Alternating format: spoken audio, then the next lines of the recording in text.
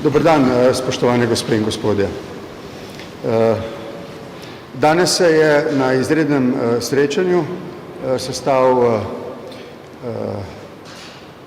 vrh 4 predsednikov. To običajno v zadnjih letih počnemo v decembru z oziranjem v prihodnje leto na strateška vprašanja razvoja države. Tokrat pa smo se zbrali na izrednem srečanju zato, da bi se posvetili enemu in osrednjemu vprašanju, ki je zelo pomembno tako za naše ravnanje v krizi, kot po njej. In to je, da država sprejema odločitve učinkovito in demokratično.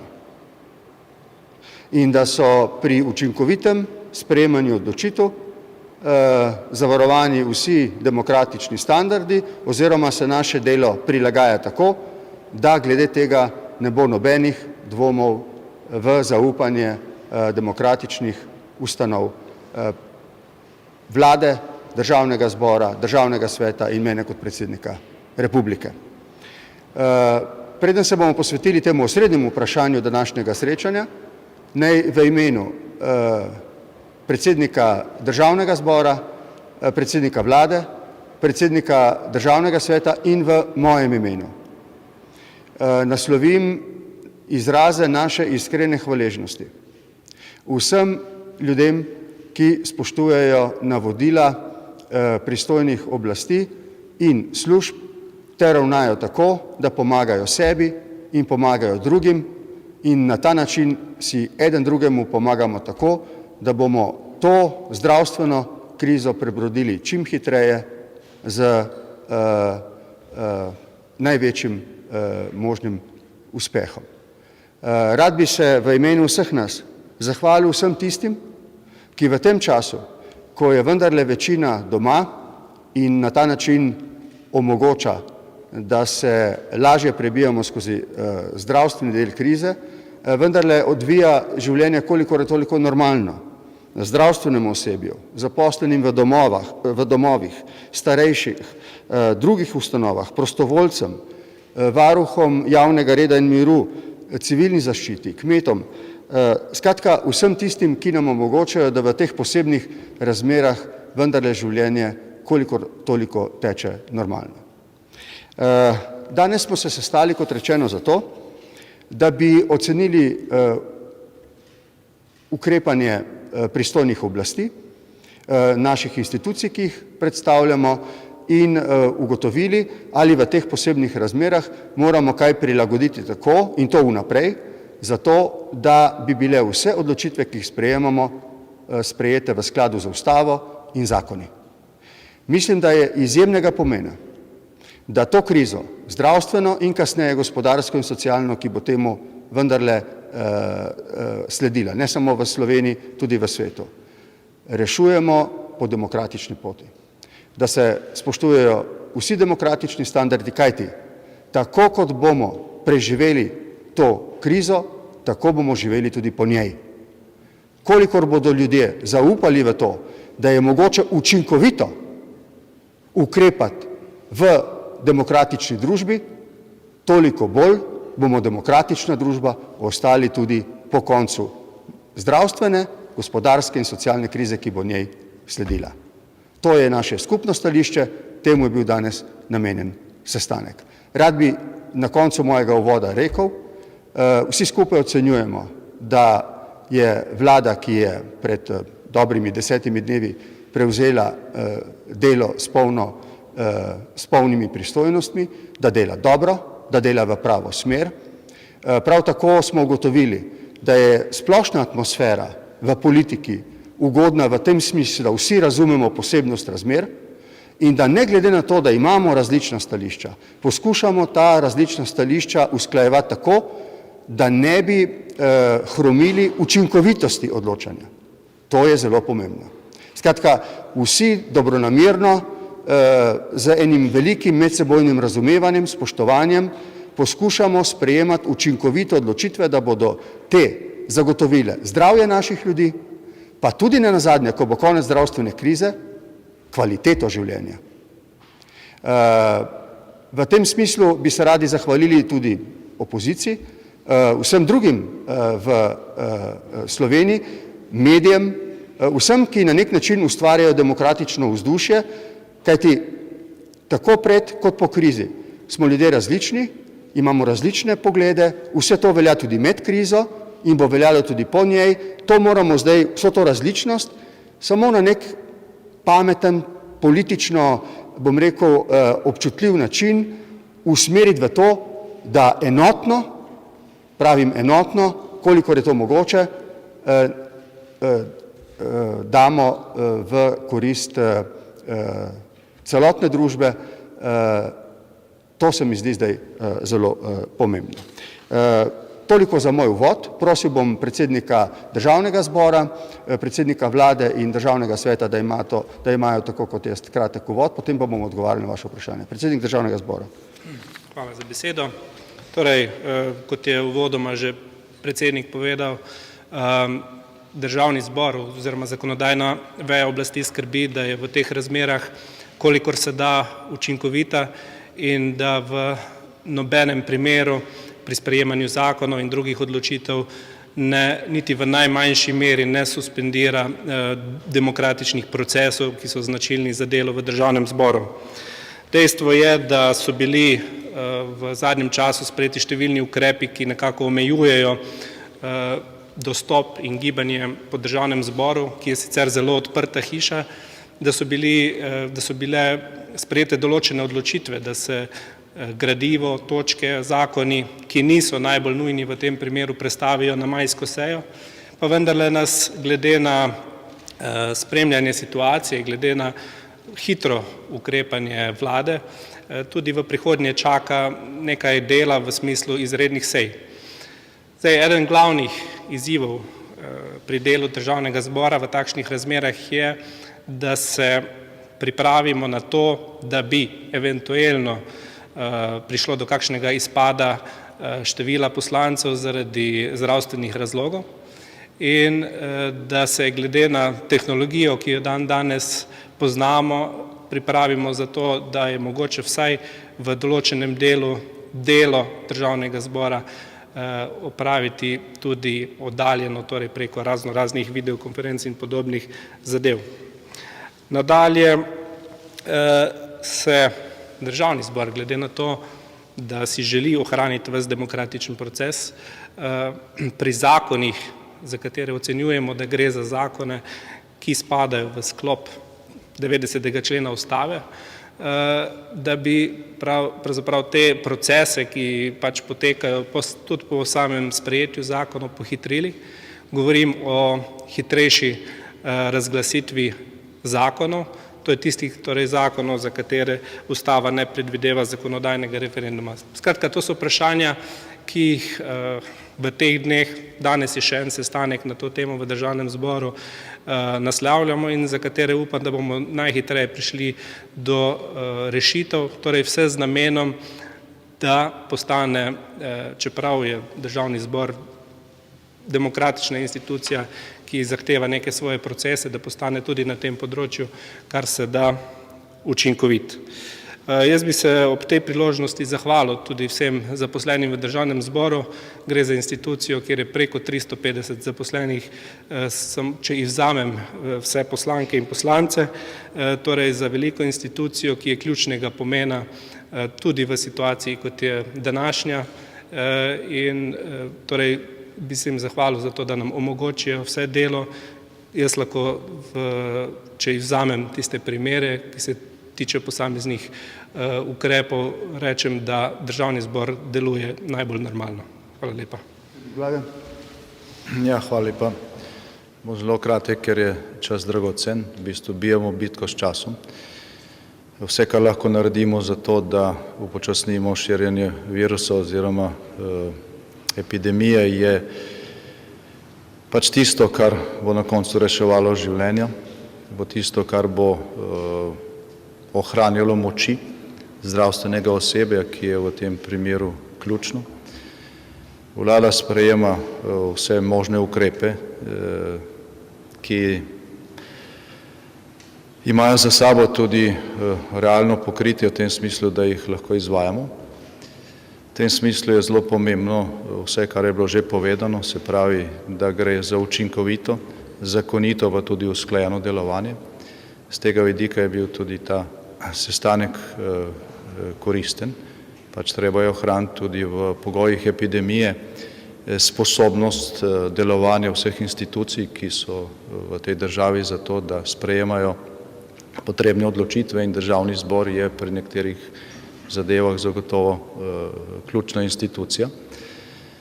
In vse tiste priprave, ki mogoče doslej niso bile narejene za to, da bo ta institucija funkcionirala tudi v prihodnjih tednih, je potrebno narediti v čim krajšem času, in tudi o tem smo govorili, in v prihodnosti se bo zelo verjetno pokazalo, da so to zelo pomembne stvari.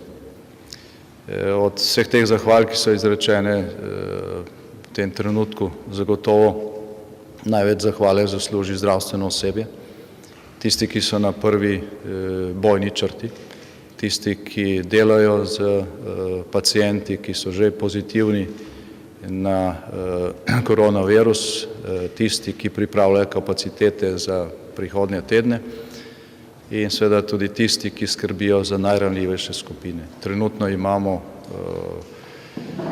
te skupine predvsem koncentrirane v domovih za ostarele in v podobnih institucijah. Gre za 10.000 ljudi, ki zahtevajo še posebno pozornost, veliko skrb velikega števila zdravstvenega osebja in seveda tudi našo solidarnost v tem smislu, da ne počnemo nič, kar se tiče stikov in česarkoli nepotrebnega za to, da to kategorijo dodatno ogrožamo. Te vse zaenkrat vlada sproti obvešča o vseh potrebnih ukrepih. Hvala vsem, ki jih upoštevate. Noben ukrep, noben zakon, noben dekret ne more storiti več od tega, da se sami zavedamo, da moramo varovati lastno zdravje in zdravje drugih.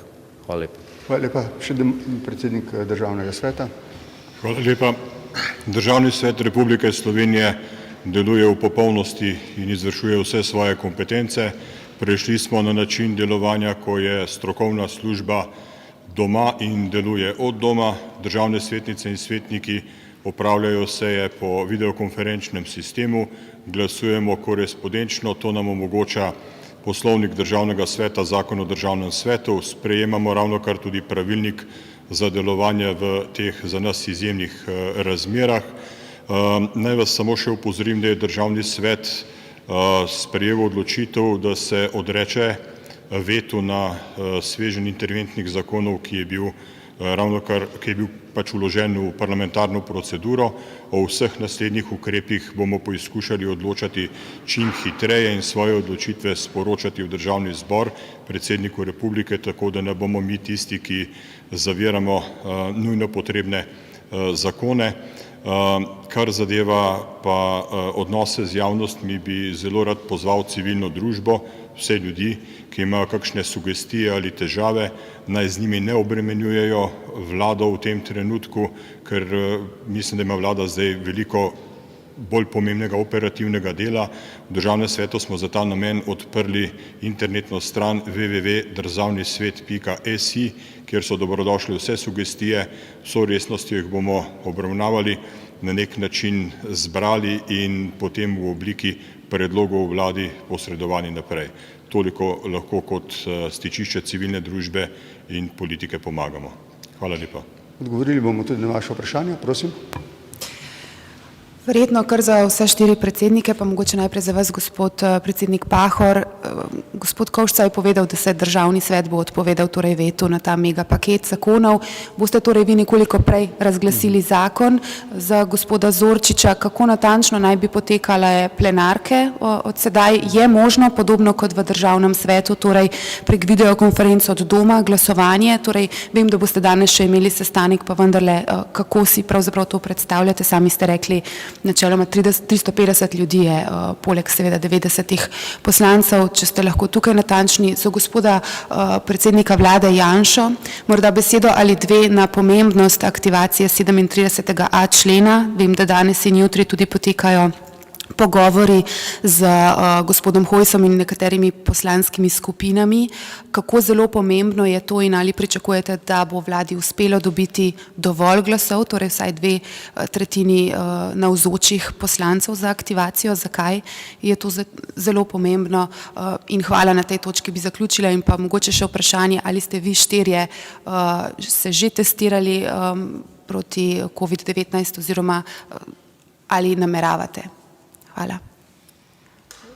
Vsi 4 ravnamo v skladu z navodili in priporočili ustreznih služb.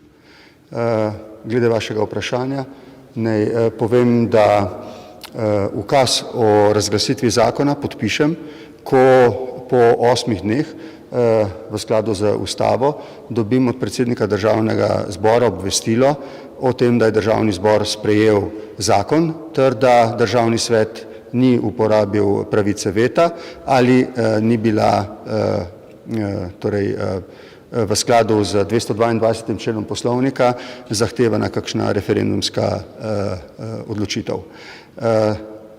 Danes smo razpravljali o situaciji v tem hipu, glede na te pravne norme, ki jih imamo sedaj. Odločili smo se, da jih absolutno v celoti spoštujemo in ne sprejmemo nobenega tveganja, da bi kdo rekel, da zaradi učinkovitosti odločanja suspendiramo kakršnokoli demokratično normo, ki je zapisana.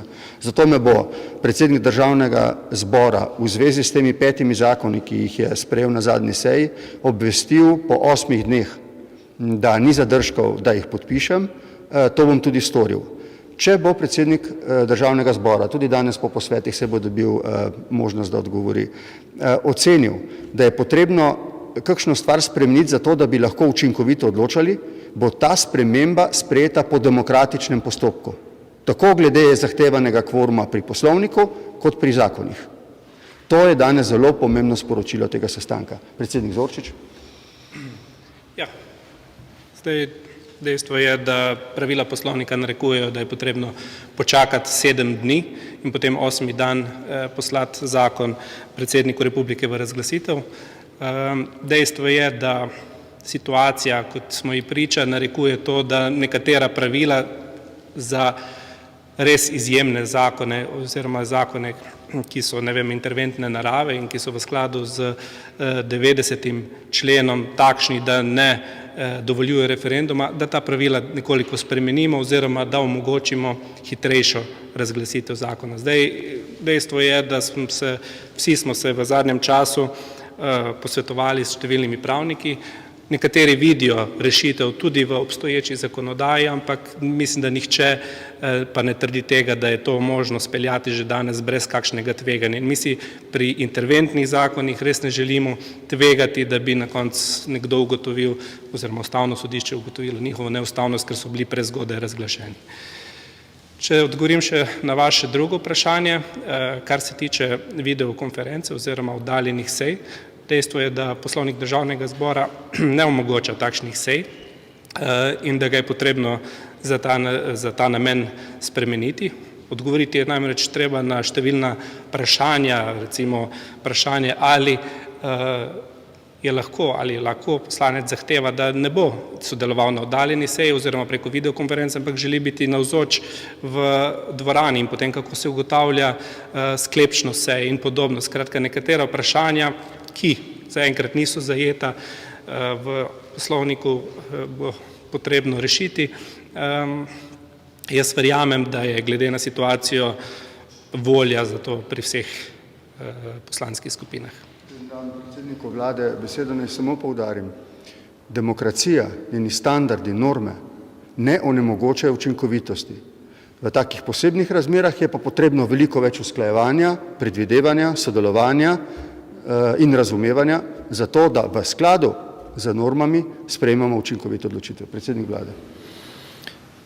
Ja, kar se tiče aktivacije 37. člena, mislim, da je vsem jasno, zakaj to potrebujemo.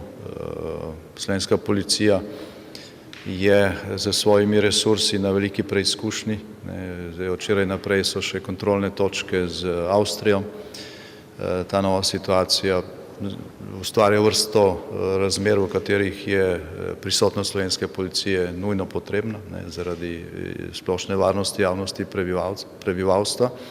Zaradi tega je seveda lahko manj sil angažira na južni meji, kjer pa potrebe naraščajo in pomoč Slovenske vojske je v tem trenutku pravzaprav edina kapaciteta, ki jo imamo na razpolago. Se pravi, Slovensko vojsko, kolikor je pač sploh imamo, ne rabimo na ulicah. Tudi če bi vso uporabili na ulicah, jo imamo mogoče za 3 večje ulice v Ljubljani. Se pravi, ta debata popolnoma deplasirana.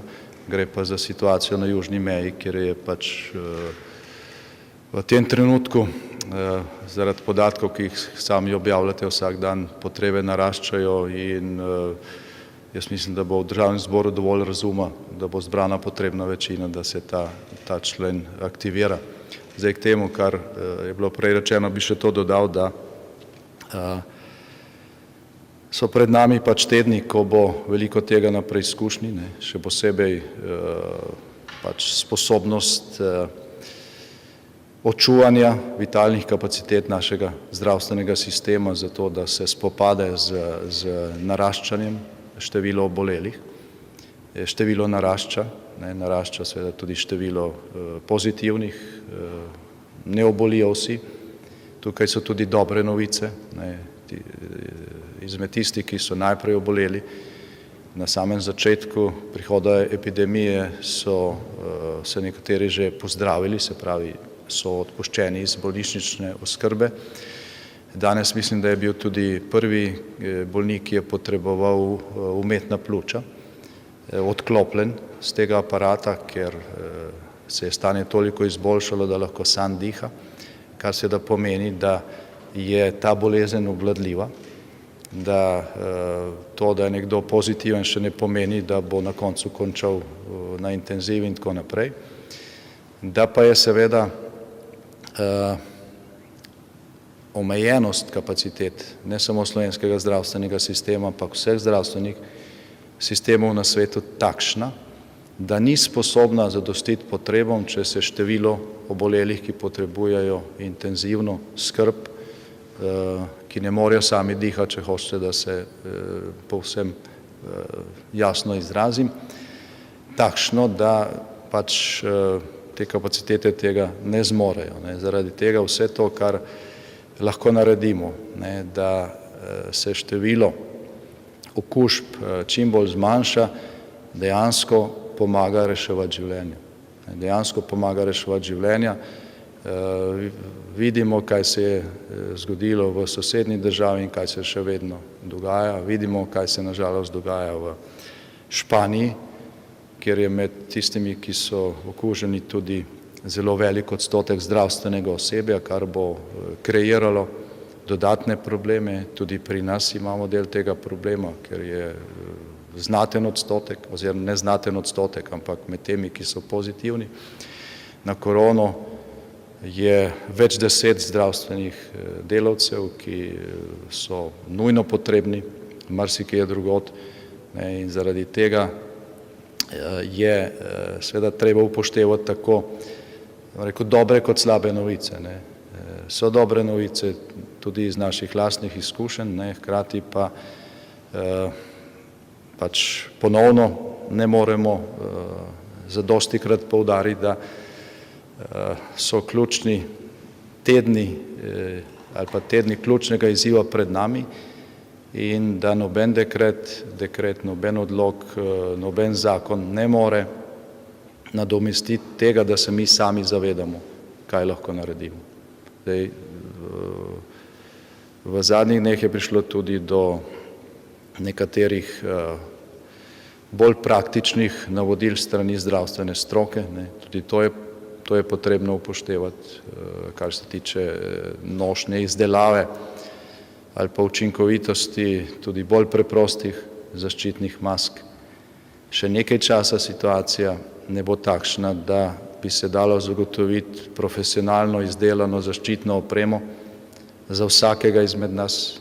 Nobena država na svetu danes tega ni sposobna. 1 milijon zaščitnih mask za Slovenijo pomeni 600 milijonov zaščitnih mask za Indijo, 1 milijardo zaščitnih mask za Kitajsko, 300 milijonov zaščitnih mask za Združene države, za celo Evropsko unijo 300 milijonov ni nikjer proizvodnih kapacitet, ki bi lahko to zagotovile. Čez 6 mesecev ali pa čez 2 meseca bo situacija verjetno bistveno drugačna.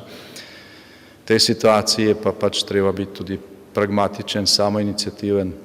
Vlada se trudi zagotavljati osebno zaščitno opremo predvsem tistemu delu ljudi na prvi frontni črti, ki se neposredno spopada z to boleznijo in tistim, ki to zaščitno opremo potrebujejo že itak pri svojem delu, predvsem v zdravstvu.